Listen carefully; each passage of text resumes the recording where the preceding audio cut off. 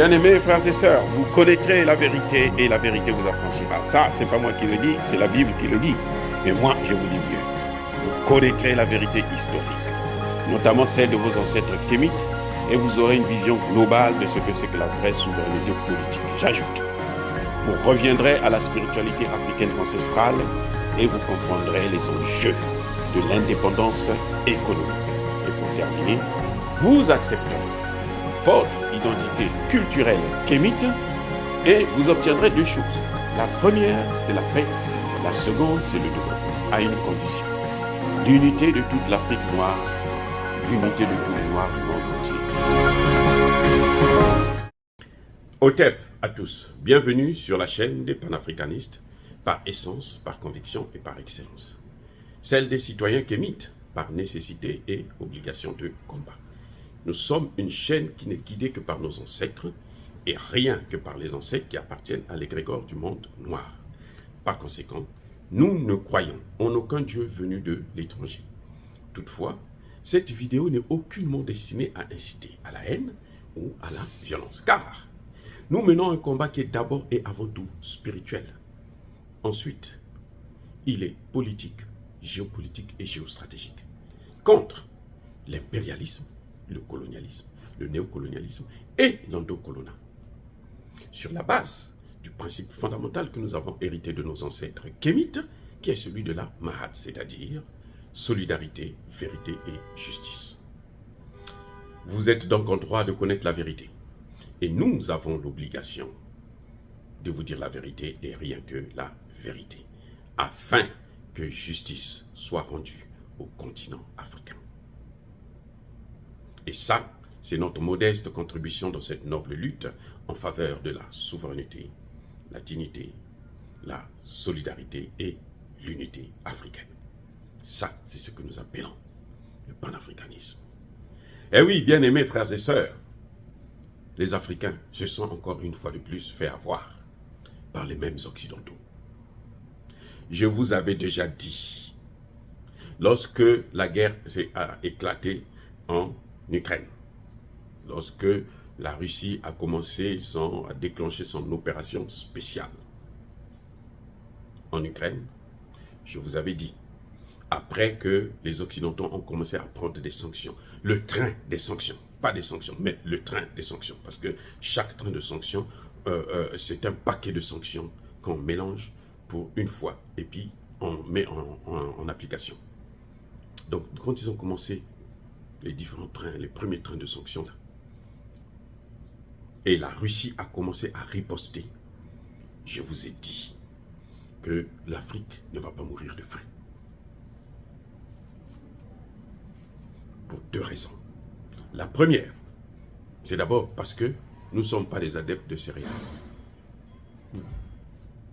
Nous avons autre chose que nous pouvons manger.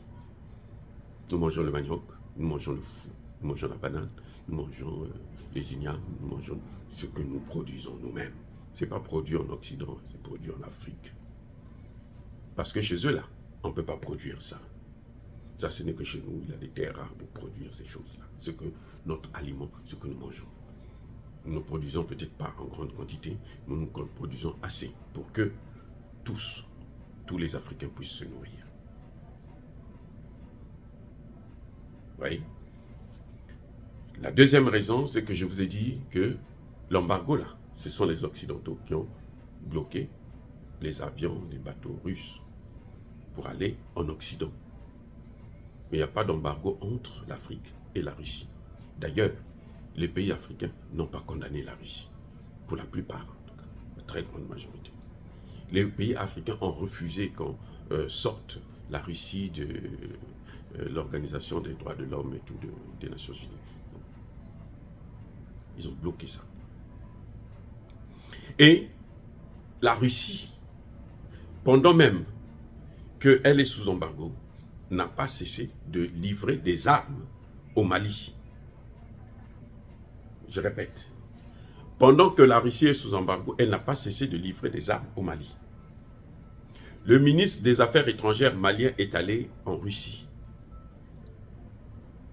Il s'est rencontré avec Sergueï Lavrov. Qu'est-ce que Sergei Lavrov lui a dit?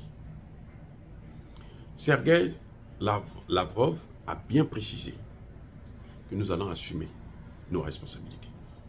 Donc, ils ont continué à livrer les armes, ils ont continué à livrer les céréales.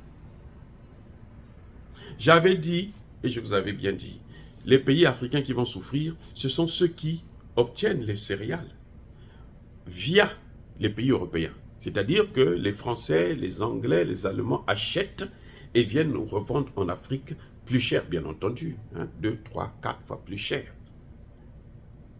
Ceux-là, bien entendu, ils auront de la carence. Mais ceux qui négocient directement avec la Russie, ils n'auront pas de problème. Parce que la Russie sera capable de livrer. Même par des avions. Les plus gros cargos au monde sont fabriqués par les Russes. Donc ils ont des moyens pour faire le travail. Les gens ont tremblé. Les leaders, Macky Sall a quitté l'Afrique là, pour aller jusqu'en Russie voir Poutine pour dire non, nous on va mourir de faim. Ce qui est faux. C'est parce que les Occidentaux n'arrêtaient pas de parler. Et pour partir en Russie, vous savez ce qu'il a fait? Il est d'abord parti en France. Il est d'abord parti en Europe là. Regardez, qu'est-ce que j'allais dire à Poutine là-bas? Et il se dit président de l'Union africaine. Non, ce sont les Africains qui m'ont envoyé. Non, ce n'est pas les Africains. Les Africains ne t'ont pas envoyé en Europe, ils t'ont envoyé en Russie. Mais avant d'aller en Russie, il est d'abord parti en Europe pour aller demander, prendre conseil là-bas. Poutine l'a rassuré que moi, je n'ai pas de problème avec l'Afrique. Si on ne peut pas livrer, c'est ce qui passe par l'Europe. Ça, on ne peut pas livrer, c'est clair. Mais ce qui passe directement par l'Afrique, là, on va livrer. On n'a pas de problème. Je n'ai pas de problème avec vous. Et ne vous mêlez pas de ça. Parce que ça, c'est un combat des géants. La Russie et les États-Unis. Même l'Europe, là. Ils ne se mêlent pas. La France, là, n'a rien à dire. Vous avez vu comment on l'a écarté. Elle ne parle même plus avec Poutine. N'arrive plus. Il n'y a rien à dire. Poutine n'écoute pas. Ce n'est pas un interlocuteur sérieux. Il est trop petit pour Poutine. Vous avez vu quand lui, il est parti en Afrique, là? Poutine a envoyé son ministre des Affaires étrangères. Joe Biden a envoyé son secrétaire d'État, c'est-à-dire son ministre des Affaires étrangères. Lui, c'est lui-même le président qui est allé. L'Allemand, là, le chancelier, c'est lui-même qui est allé sur place. Parce qu'ils ne sont pas au niveau de Poutine. Ce n'est pas le même niveau. Ce n'est pas le niveau. Poutine ne les écoute pas. Parce qu'ils ne sont pas... Et puis, ils ne sont pas sérieux. Maintenant, qu'est-ce que nous apprenons aujourd'hui? Macky Sall s'est battu, il faut lever l'embargo. Il y a eu des accords après entre la Russie et l'Ukraine et en Turquie. Et les bateaux qui viennent, les premiers bateaux ukrainiens, ils sont allés livrer où? Aucun bateau n'est allé livrer en Afrique. Aucun, même pas un seul. On nous a menti, on nous a berné, on nous a menés en bateau à cause de la faute de nos dirigeants, à cause de Macky Sall et de Moussa Faki. À cause d'eux, on nous a menés en bateau. Regardez, ils prennent tous les céréales qui sont partis, les premiers bateaux qui sont sortis là. Aucun n'a atterri, plutôt n'a accosté là, en Afrique. Donc, ils se sont battus pour eux-mêmes. Et ils ont fait croire que c'est nous qui allons mourir de faim. Alors que nous, on ne peut pas mourir de faim. On le dit, je le répète encore. Nous ne pouvons pas mourir de faim. Si on devait mourir de faim, le fait qu'ils prennent toutes nos matières premières, on devait déjà mourir de faim. Ils prennent toutes nos matières premières. Dans les pays francophones, tous nos revenus, là, la France prend 75%. Je vous ai déjà expliqué le mécanisme, je ne reviens pas là-dessus. 75%. Officiellement, c'est 50%. Mais en réalité, c'est 75% que la France prend. On ne meurt pas de faim avec 25%. On continue à vivre.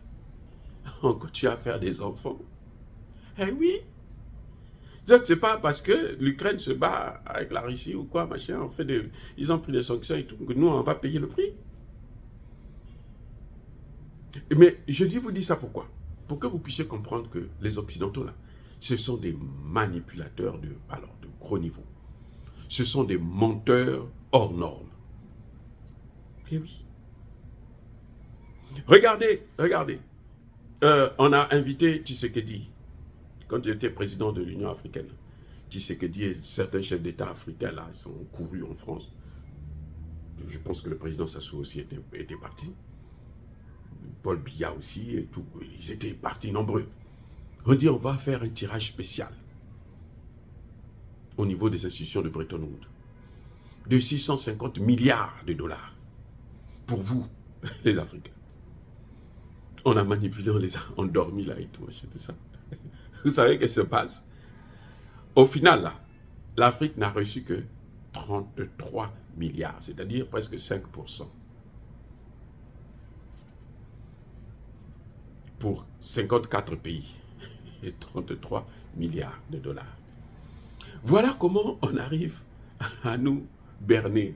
C'est-à-dire qu'on se moque de nous.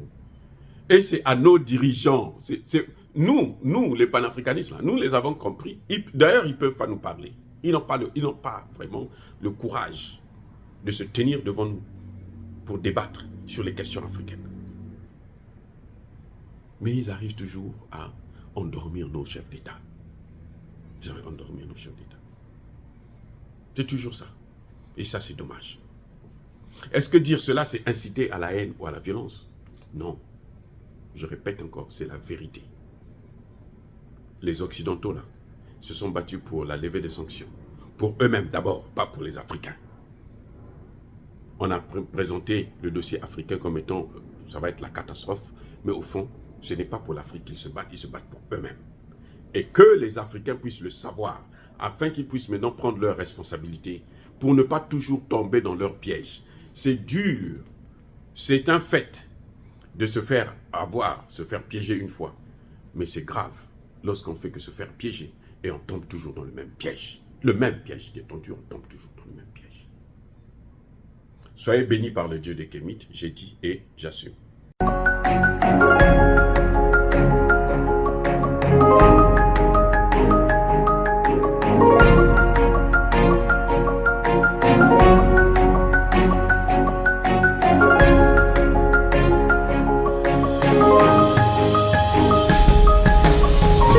Eux, ils marchent par la foi et non par la vue. Mais moi, je vous conseille vivement de marcher par la connaissance scientifique et historique, notamment celle de nos ancêtres kémites, par les 5 sens et par l'intelligence. Abou Abia.